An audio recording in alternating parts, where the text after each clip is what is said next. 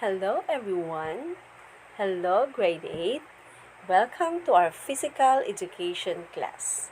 Just call me Teacher Ems and I'll be your teacher for today's discussion. Grade 8, we're going to talk about the regional and national folk dances with Asian influences. And for our objectives, we have discuss the origin and location of folk dancing through its costume and music. Identify the meaning of the gestures and hand movement of the dance selected. Promote folk dancing as a physical activity for the family.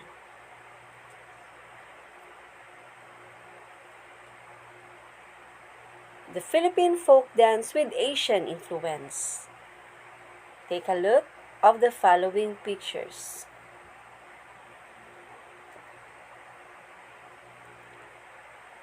Do you have any idea of that dances?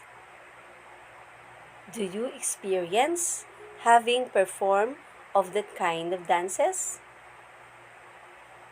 Well, let's see if you know them all. Okay, but first, what are we going to do is to guess that pic. Just a very short activity. I want you to identify the following pictures. Okay, so are you ready? Very good. Let's start with the picture number 1. What do you think is the title of that dance?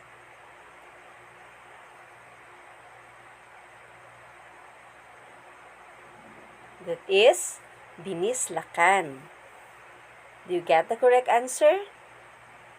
Okay, let's try another one. How about this? What is that dance all about? Let's check if you got the correct answer. The dance is called Pangalay. Very good. Next picture. Let's see if you can guess this pic. The title of this dance is COT. And the other one is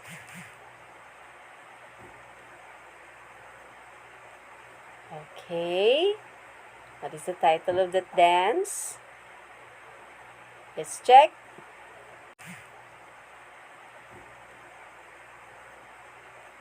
Okay.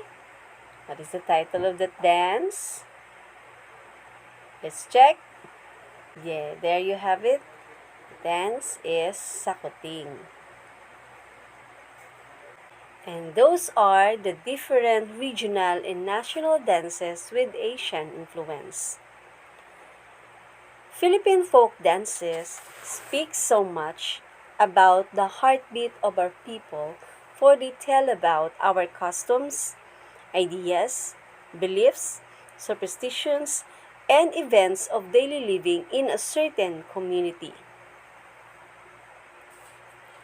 Truly evident is the effect of acculturation in the country as manifested by the kinds of costumes, props, music, and dance steps that are used and integrated in some of our regional and national folk dances. These are the reasons why Philippine folk dances contribute to the very rich culture of the country. So, my dear grade 8, the following historical backgrounds and context of the dance literatures of Binislakan, Sakuting, Suwa-Kusuwa, and Pangalay would give you a clear picture of the nature and background of these regional and national folk dances. My dear grade 8, again, This lesson will help you understand their significance and cultural value, including the beauty and complexity of the people living in those places. Now sit back, relax, as we carefully imbibe the importance on the development of cultural value. Let's have first Lakan. Lingayin in Pangasinan means having to look backward and upward. It was derived from licking tongue, a Chinese word given to the name Lingayen, the capital of Pangasinan, by Chinese settlers of this place a long time ago.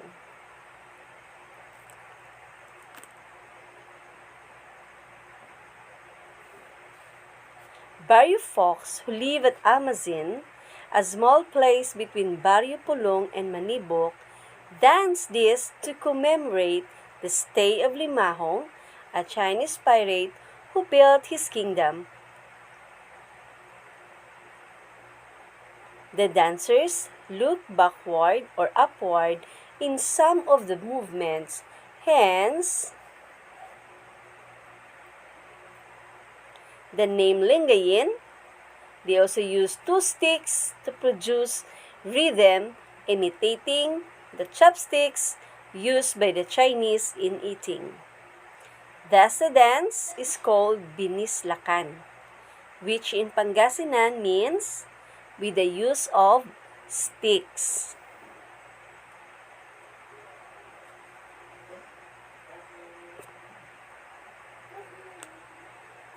And for the dance properties, the costume for female is shesgo and kimono with loose and long sleeves and soft panuelo. While for the male, wearing camisa de chino and red pants. The music is in 2/4 time signature composed of two parts, A and B. And to count, 2, 1 and 2, 1 and 2, and 1, 2, 1 and 2, and 1 and 2. That is how you're going to count when you perform the basic steps of the Binislakan. Next,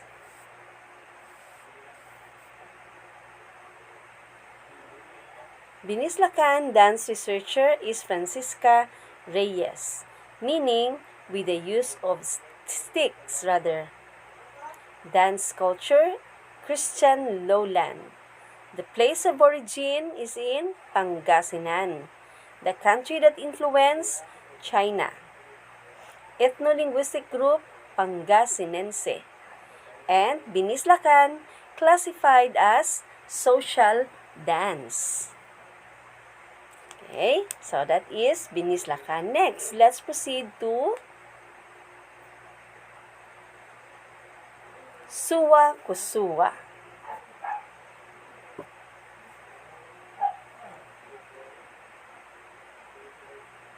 Okay. Aside from being known as fierce warriors, the Tausogs are also remarkable as seafarers and farmers. Their dependence on pomelo fruits for their livelihood inspired them to create S.Y20200 dance. The movement of the dance compared to Suwa's gentle leaves, slender branches, attractive fruits, and fragrant flowers to a lady.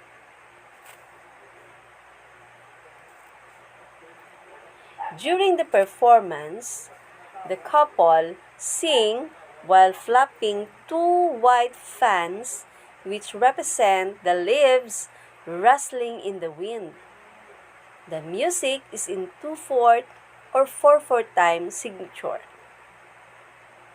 The performers, especially women, dance with faces thickly covered with finely ground rice powder. Their eyebrows and sideburns are enhanced with soot for aesthetic purposes. COT dance researcher is Ramon A. Ubusan. My Pomelo Tree. The dance culture is in Muslim lowland. Place of origin, Hulu Sulu. Country that influence, China, Malaysia, and Indonesia. The ethno-linguistic group is Tausug. And Suwa is classified as courtship dance. The movement or steps particular to dance, creative imagery. Fans transform into sails, face mirrors, butterflies, shields, and leaves. Suwa's traditional steps are with Chinese influence.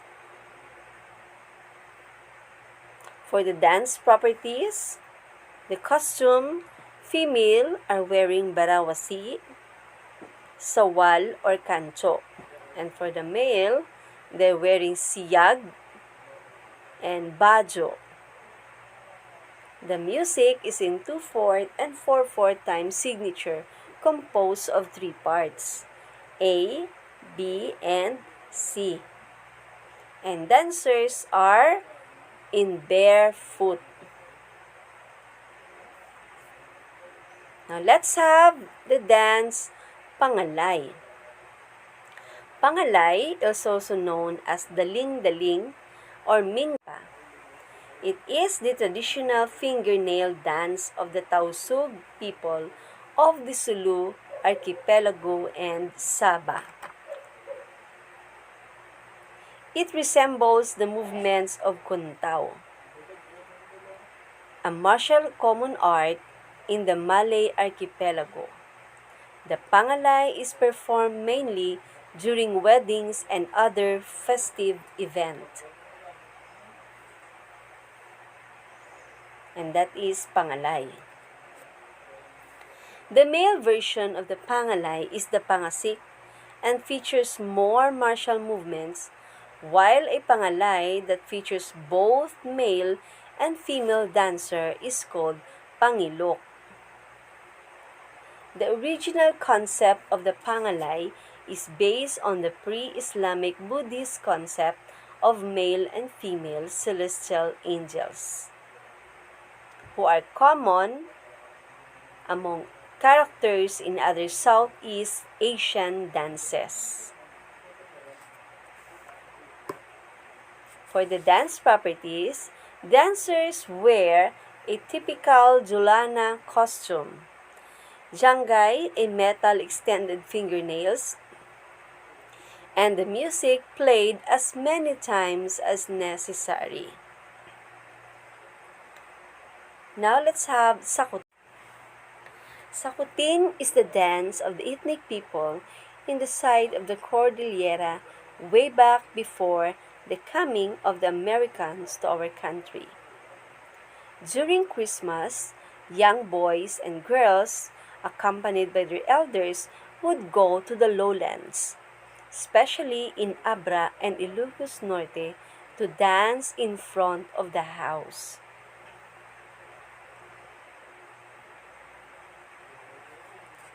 These young boys and girls hold sticks to make their dance more lively. Sakuting is an ethnic term which refers to the rhythmic sticks producing the accompaniment of the dance. The music is in 2/4 or 3/4 time signature.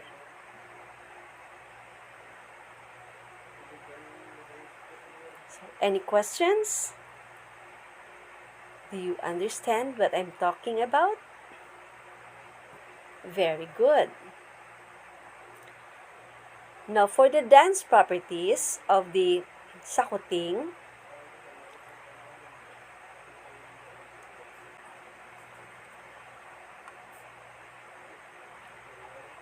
and for the dance properties of the Sakuting dance, the costume, native Ilocano kimono style, while for the male, they are wearing camisa de chino. The music is in 2/4 and 3/4 time signature, composed of 9 parts: A, B, C, D, E, F, G, H, I.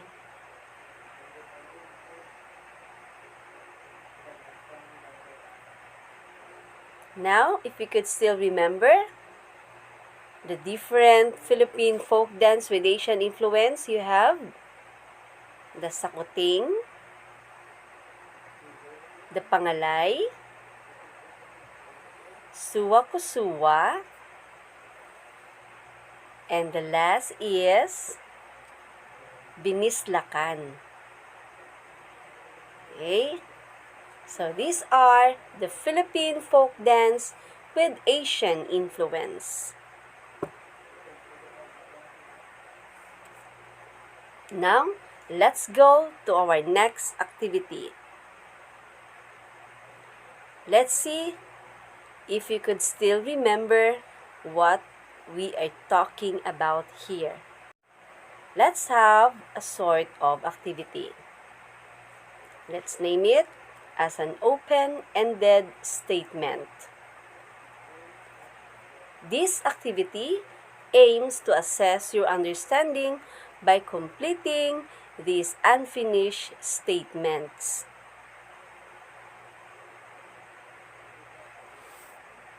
Okay, so are you ready for that?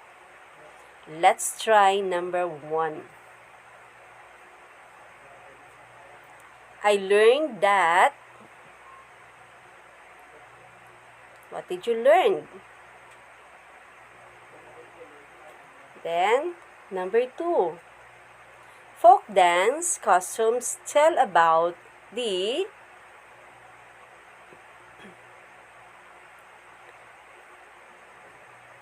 And number 3,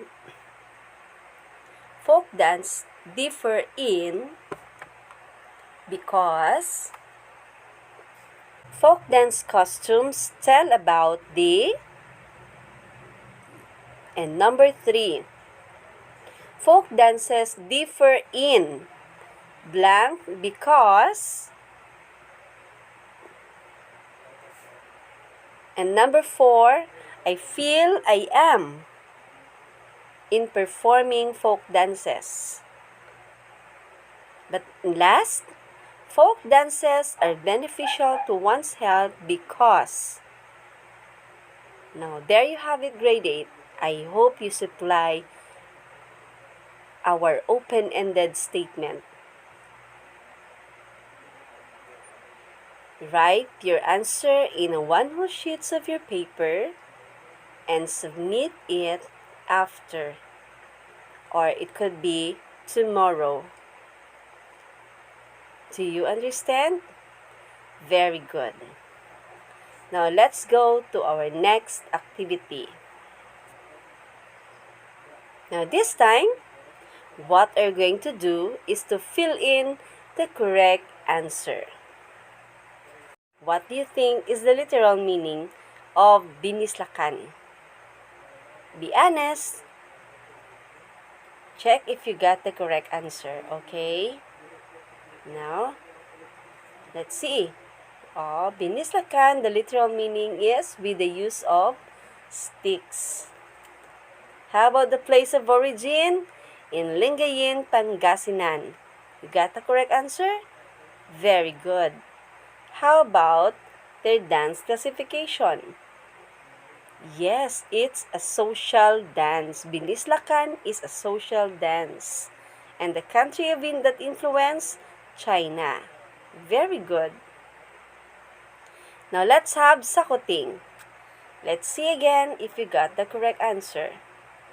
The literal meaning, rhythmic sticks. The place of origin, Abra and Ilocos Norte. And the dance classification is social dance. How about the country that influenced? China. Now let's go to suwa-kusuwa.